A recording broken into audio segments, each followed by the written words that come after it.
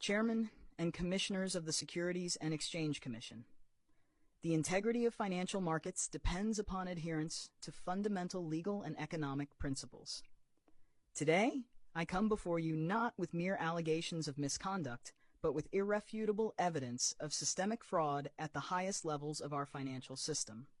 I implore this commission to open an immediate investigation into the Federal Reserve System, which has engaged in deceptive financial practices that violate both the letter and spirit of securities law. The Federal Reserve purports to issue money, yet we must ask, what exactly is a U.S. dollar? Under U.S. law, a dollar has a precise definition, one which Federal Reserve notes do not meet. The Coinage Act of 1792 defined a dollar as 371.25 grains of pure silver, or 24.75 grains of pure gold. This definition has never been repealed, and remains the only lawful basis for what constitutes a dollar. Furthermore, the U.S. Constitution grants Congress the power to coin money and regulate its value, not to create money out of thin air, or to delegate such authority to a private entity like the Federal Reserve. Article 1's Section 10 of the Constitution reinforces this by prohibiting states from making anything but gold and silver coin a tender in payment of debts. Yet, the Federal Reserve System operates outside these legal constraints, issuing irredeemable paper notes under the guise of lawful money. Federal Reserve notes were once redeemable in gold, but that convertibility was revoked in 1933 for domestic transactions and eliminated entirely in 1971 under President Nixon. This severed the connection between Federal Reserve notes and lawful money, rendering them unbacked securities, claims to dollars rather than dollars themselves. The Federal Reserve notes currently circulating are not lawful money, but instruments falsely claiming to be such. The Securities and Exchange Commission is tasked with protecting investors and maintaining fair, orderly, and efficient markets. However, the Federal Reserve's practices undermine these very principles. The issuance of Federal Reserve notes, which lack lawful consideration, constitutes a violation of securities laws. Federal Reserve notes are issued against government debt securities, but this debt is itself based on an unlawful premise, the monetization of instruments that do not meet the legal definition of money. The entire financial system, therefore, operates on a deception, an illusion of value that, in reality, rests on nothing but confidence and coercion.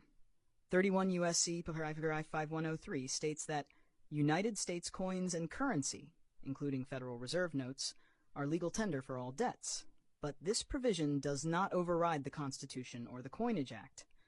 It merely states that Federal Reserve notes are accepted as payment, but does not redefine what a dollar is.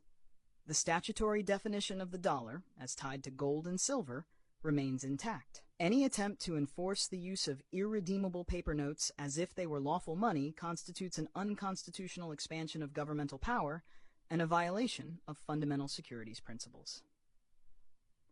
The SEC has previously taken action against Ponzi schemes and fraudulent financial instruments, yet the Federal Reserve operates a system that exceeds the scale of any past fraud.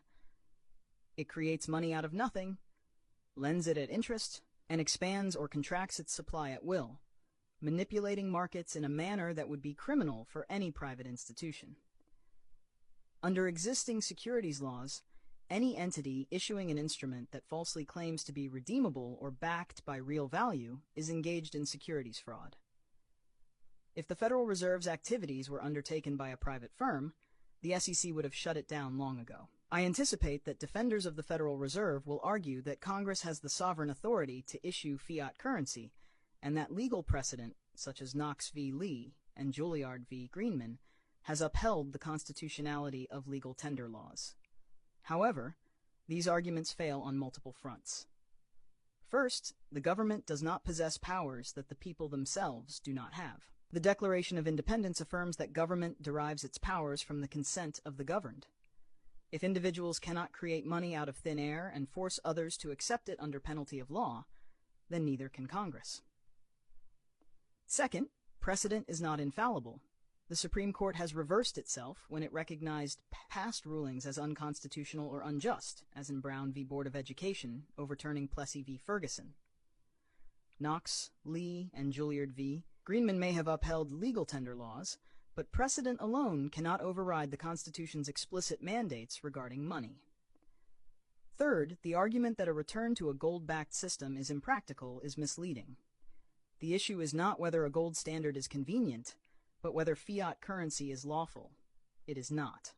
The SEC is tasked with upholding legal and financial standards, not accommodating government overreach. Fourth, the assertion that all modern economies operate on fiat currency does not justify systemic fraud.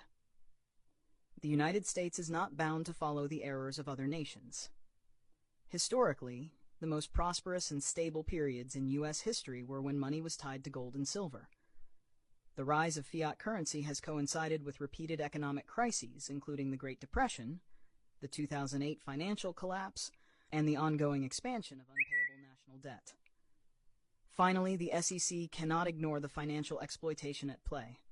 The Federal Reserve's ability to create money ex nihilo allows it to extract real value from the economy while giving nothing of value in return.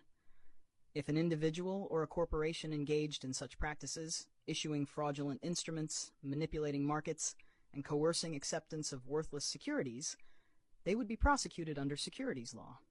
That the Federal Reserve operates under a congressional charter does not absolve it of fraudulent conduct. It makes the need for scrutiny even more urgent. This commission has the power and the duty to investigate financial fraud, regardless of how entrenched or politically protected it may be. It must recognize that Federal Reserve notes are not lawful money, that the Federal Reserve's issuance of these instruments constitutes systemic fraud, and that continued inaction enables economic exploitation on an unprecedented scale. The SEC must fulfill its mandate by launching an immediate investigation into the Federal Reserve System and its role in perpetuating this financial deception. The law is clear.